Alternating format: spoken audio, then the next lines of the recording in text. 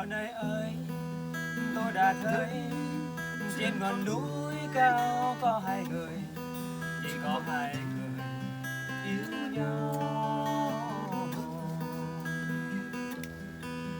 Họ đã sống cùng mùa đông, cùng mùa nắng mưa, có một mùa, chỉ có một mùa yêu nhau.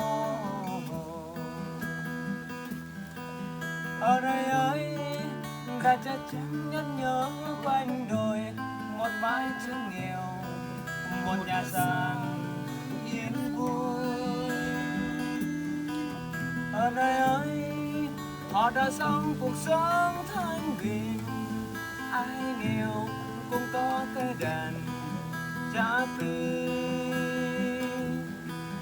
Khi rung lên quen sự say đắm đắm